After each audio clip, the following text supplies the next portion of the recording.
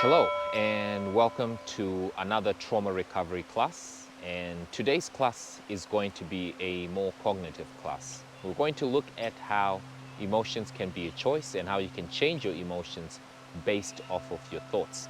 So this class is designed more for people who are more cognitive. I'm going to invite you to get to a place where you're comfortable, where you're able to listen and reflect without being rushed. So I invite you and remind you that trauma recovery is a journey, and to be curious and to be non-judgmental towards yourself and to be self-compassionate. So the following is going to be steps on how to help break down patterns that lead to intrusive thoughts or anxious thoughts and help you to choose how you feel. So if you can choose your thoughts, you can choose your feelings, is the theory behind it. All right, we're going to start off by being present. And the quickest way, remember, to be present is by using your 5 senses. Have a look around and identify 5 different colors that you can see right now with your eyes. I want to give you a moment to do that. And as you're doing that, I'm also going to invite you to identify 2 different sounds that you can hear. One sound has to be close to you, and the other sound has to be a bit further away from you. I want to give you a few seconds to do that. And as you're doing that, I'm also going to invite you to identify a smell, or if you can smell more than one thing, identify smells that you can smell around you. And I'm going to give you a few seconds to do that as well. And as that's happening, I'm going to invite you to just notice if you're sitting down, notice the surface that you're sitting down on. Is it comfortable? Is it hard? I'm sitting on a rock, on a yoga mat, so it's a bit comfortable.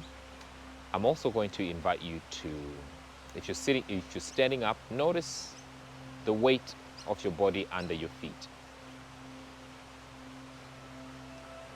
And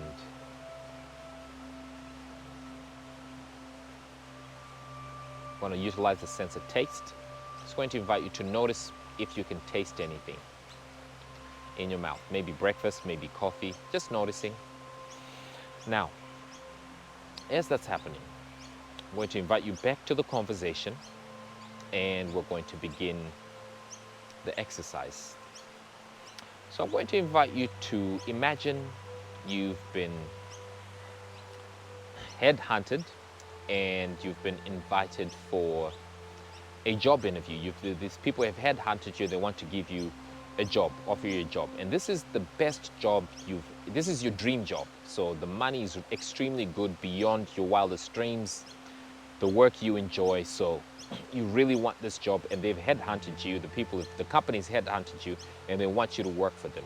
Now the job is all but yours. All you need to do is to come to the interview on time and finish a 30-minute interview, and the job is yours.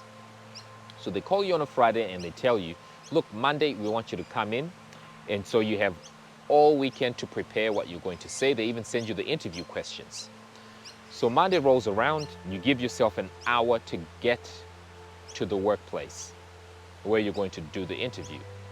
And you get into your car, and on your way to the interview, you hit the motorway or the freeway, and there's a car jam. There's been a car accident, and you're in a 2-hour traffic pileup. So that means that you're going to be late for your interview. Now, this is the part where we begin to change the way you think and change your patterns of thinking and processing information. This is the part where we slow things down. Instead of rushing, I'm going to slow things down, and I'm going to throw a few scenarios at you, and you're going to come up with the answers. Again, it's important that you stop yourself from getting ahead of yourself and just staying present in the moment and in the exercise, okay? So I'm going to invite you to breathe as you're doing this, and do not rush. Just answer the following questions as they are presented to you, and take your time as you're answering. So the first question is, as you're stuck in the traffic, you're going to be late for your interview by at least an hour or more than an hour, the first question is, what are 5 different thoughts you need to be thinking about for you to start to get frustrated? Now, again, don't rush. So take your time and identify 5 different thoughts that are going to begin to lead you to feeling frustrated. Okay, so right off the bat, and I'm going to throw a few thoughts at you that would lead me to feeling frustrated, and a few examples. One example is, this always happens to me. Oh my goodness, I can't catch a break. That would lead me to feeling frustrated. Another thought that would lead me to feeling frustrated is, I wonder what these people are going to think of me. They're going to think I'm incompetent and I'm an idiot.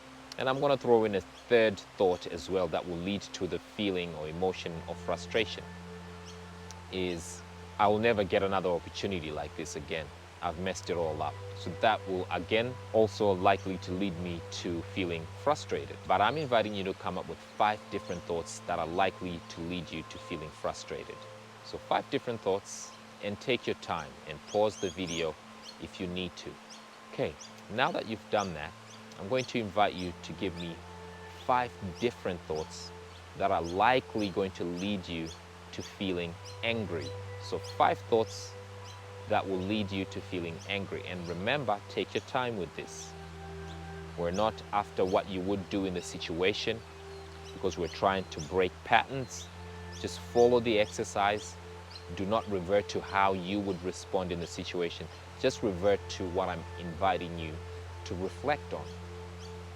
So, what are 5 thoughts that are likely to lead you to feeling angry? And I'm going to give you a few moments to do that.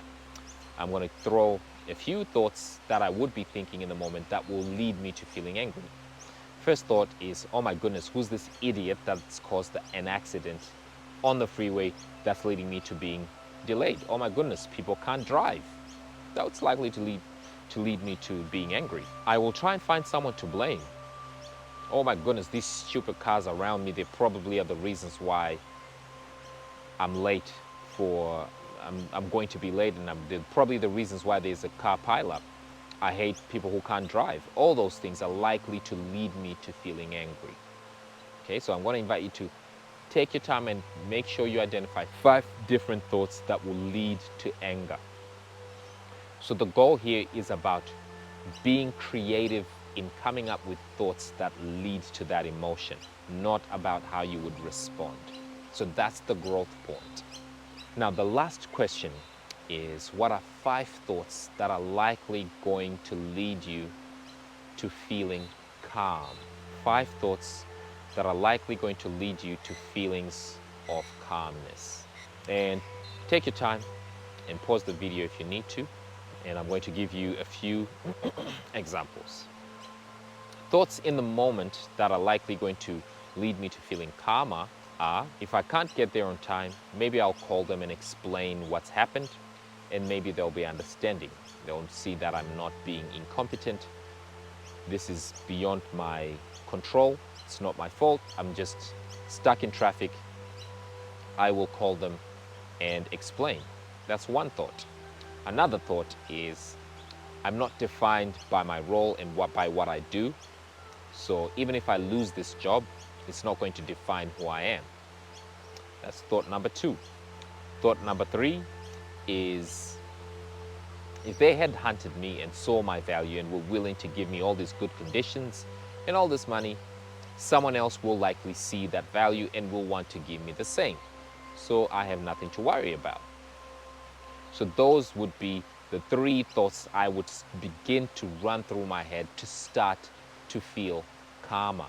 Now, as you can see, we had 3 different thoughts which led to 3 different emotional states. So naturally, same with you. If you're an overthinker, this exercise allows you or gives you the power to choose your emotions by choosing your thoughts. To be intentional about what you think, which leads you to how you feel. So intentionality behind thoughts leads to intentionality behind feelings. So if you're wanting to feel good generally, what are the good thoughts that are running through your head from day to day. Sometimes the life you live is not reality, but it's the life you focus on. So sometimes the thoughts that you think and the emotions that you feel are not reality sometimes, but are the thoughts that you focus on sometimes. Okay, so that has been a cognitive exercise that helps to connect thoughts and emotions, and hopefully that's been helpful to someone. Thank you for watching. Please share, like, and subscribe to the channel so that the channel grows and more people get exposed to the content. Thank you for watching.